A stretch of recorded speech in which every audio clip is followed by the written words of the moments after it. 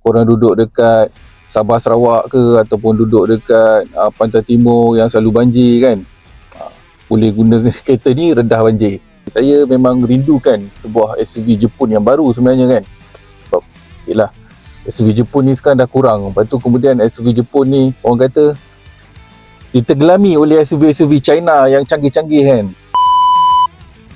Okay geng, Assalamualaikum dan salam sejahtera.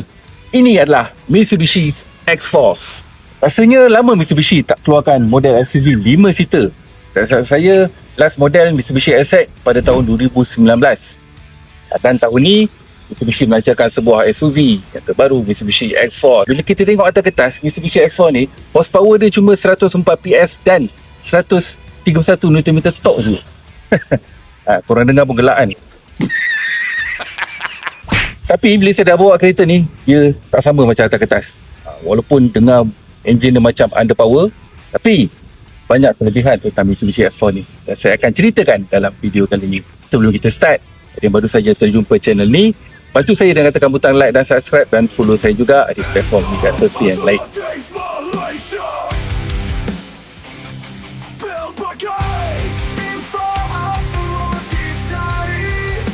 Saya sebenarnya lebih suka design SUV daripada Jepun.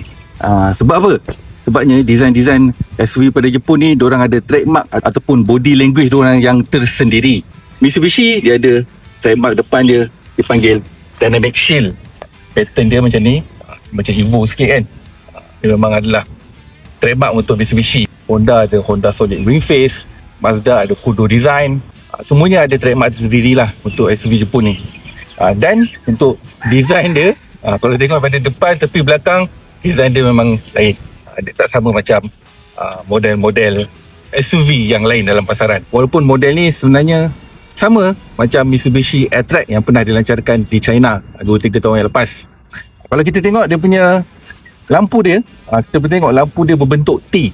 Ini saya tak pasti sebab apa Mitsubishi guna logo T Thor ni depan belakang. Tapi nampak dia ada ciri sendirilah. Kalau SUV segmen B antara pesaing-pesaing yang lain, Honda S50 design dia ke arah sporty. Kemudian Honda HR-V design dia lebih clean, matang. Dan untuk Mitsubishi S4 ni, design dia nampak rasak, nampak garang, nampak agresif. Tengok dia punya body line tepi dia kan. Dan yang paling best sekali tentang Mitsubishi S4 ni, dia punya ground clearance dia 220mm. Memang kalau nak redah banjir ke, redah apa-apa, kita boleh redah. Ni Mitsubishi kot. Dia pakar dalam buat SUV daripada zaman Pajero lagi. Yeah boy. Dia menggunakan tayar apa ni? Tayar Toyo Process 225 50 18. Yalah, tayar 18 inci. Dan kemudian kita boleh tengok kat sini, boleh letak lagi 10 jari. 10 jari ni. Memang tinggi lah kereta ni. Dan design ni memanglah subjektif kan. Ada yang suka, ada tak suka. Tapi kalau daripada sudut pandangan saya, kereta ni memang nampak ganas lah. Dia nampak agresif lah kereta ni. Dia sesuai dengan nama Mitsubishi. Lampu pun bentuk T kat belakang, bentuk Thor. Dan kemudian dia punya bumper bawah pun nampak smart. Dan Mitsubishi pun ada keluarkan body kit untuk Mitsubishi S4 ni. Kalau masuk body kit kereta ni, pada depan, tepi, belakang, dengan spoiler ni, nampak ngam lah. Nice. Bahagian interior. Okay, start Okay, first sekali untuk bahagian interior dia, memang kita boleh nampak dia punya bentuk design dia jenis horizontal yang menampakkan dia punya dashboard ni nampak lebih luas lah. Walaupun dia nampak macam agak sibuk sikit dekat bahagian ni, tapi dia nampak luas. Dan mesti ramai yang tak suka dengan dia punya tempat pembuka pintu ni, apa kita panggil dia, punat pintu ni. Dia jenis klasik lah. Dan kemudian ada lagi satu yang klasik, dia ada aircon dekat bahagian bawah ni. Sekarang kan kebanyakannya semua seat dah gunakan ventilated seat kan, tapi Mitsubishi masih menggunakan aircon macam ni. Tapi ada separuh orang suka macam ni. Saya memang rindukan sebuah SUV Jepun yang baru sebenarnya kan, sebab yelah SUV Jepun ni sekarang dah kurang. Lepas tu kemudian SUV Jepun ni orang kata ditergelami oleh SUV-SUV China yang canggih-canggih kan. Tapi sebenarnya kalau kita ni berjiwa JDM kan, kita akan suka lah. Lagi-lagi kalau nampak dia punya steering ni kan, kita boleh nampak steering ni teringat dekat Mitsubishi Evo kan, untuk design macam ni. Kemudian untuk bahagian space practicality, untuk bahagian depan, seat dia memang tinggi. Dia punya ground clearance 220mm, kemudian masuk dia punya kedudukan seat dia tinggi walaupun dia menggunakan manual.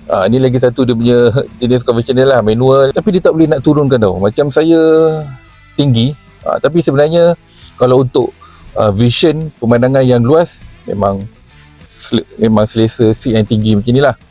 Dia rasa macam bawa truck pickup pun ada dah. Antara kebanyak-banyak SUV segmen B, kereta yang paling tinggi sekali adalah Mitsubishi S4 ni. Kalau korang suka kereta yang tinggi-tinggi kan, tak nak 4x4 kan, diesel mahal, boleh lah ambil ni Mitsubishi S4 ni. Dan SUV ni sebenarnya bukanlah sebuah SUV yang sporty. Lagi-lagi kita boleh tengok driving mode dia. Driving mode ni cuma ada normal, wet, gravel dan juga mud. Dan memang kereta ni sebenarnya untuk kereta yang lasak, adventure. Kereta yang kalau korang duduk dekat Sabah Sarawak ke, ataupun duduk dekat Pantai Timur yang selalu banjir kan, boleh guna kereta ni, redah banjir. Tu tak ada hal lah, tak ada masalah. Cumanya ialah sebab kita dah terbiasa dengan feature-feature kereta China yang canggih-canggih, dan kita boleh nampak dia punya sistem infotainment dia pun nampak macam biasa-biasa je. Dan kemudian dia punya button aircon dia pun okey lah, nampak cantik. Dan ini kain fabric ni, ini saya rasa first time Mitsubishi menggunakan tema macam ni. Dia lebih kurang nampak macam Tesla. Saya pernah tengok Tesla baru, Tesla model YL kot, dia bentuk macam ni kan. Tapi lah, benda macam ni dia kalau lama-lama kan, dia akan kotor sikit lah. Tapi yang lain semuanya hard plastik lah. Dia meter cluster okey lah, full digital. Kemudian untuk keluasan boot belakang dia 410 liter.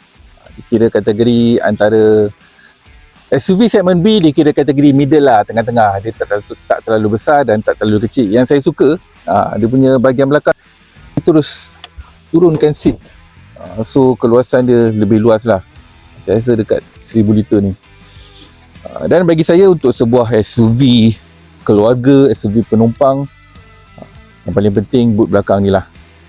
Mitsubishi S4 ni datang dengan enjin 1.5 NA dengan memasukkan 104 PS dan 141 Nm torque berserta dengan gearbox CVT. Aduh kan, 1.5 NA kalau dengar atas kertas Motor Saga MV3 lagi laju kan. Walaupun dia menggunakan enjin 1.5 NA dengan horsepower yang macam dengar macam underpower, tapi sebenarnya bawa kereta ni tak rasa pun dia punya underpower tu. Cumanya kalau kita nak naik bukit, tekan sikit, kalau nak memotong tu kena push sikit lah. Lagipun dia menggunakan gearbox CVT kan. Tapi bila dah sampai dekat tengah middle, korang tekan je memang tak rasa pun kereta ni berat, walaupun body dia besar macam ni. Itulah kelebihan yang best pada SUV Mitsubishi ni. Dan dengan harga daripada RM110,000 Malaysia hingga ke RM120,000 Malaysia, bagi saya ini adalah sebuah SUV Jepun segmen B yang paling murah. Dia adalah sebuah kereta yang kalau korang nak cari sebuah kereta yang lasak, yang reliable, yang jimat minyak, yang praktikal, ini adalah SUV yang sesuai. Dia bukanlah sebuah SUV yang kalau korang nak power kan, korang kata apalah kereta ni underpower lah apa kan, bukan untuk orang lah. Dia lebih kepada orang yang bawa kereta santai-santai, relax. Dia bukannya tak boleh naik bukit, tak boleh potong lori pun. Dia masih boleh tekan lah. Dia tak adalah underpower sangat. Walaupun body dia berat macam ni kan. Dan dia praktikal, jimat minyak, tinggi, dan sesuai untuk SUV bandar. Kalau nak sebuah SUV yang sporty, kalau korang nak acah-acah dekat highway, nak cucuh Type R ke, bukanlah. Stop it. Get some help. Okay, itu sajalah video saya untuk kali ini. Diharap bermanfaat kepada yang sedang mencari sebuah SUV yang baru. Dan jangan lupa subscribe dan follow saya juga di platform media sosial yang lain. Right, Assalamualaikum. Ciao.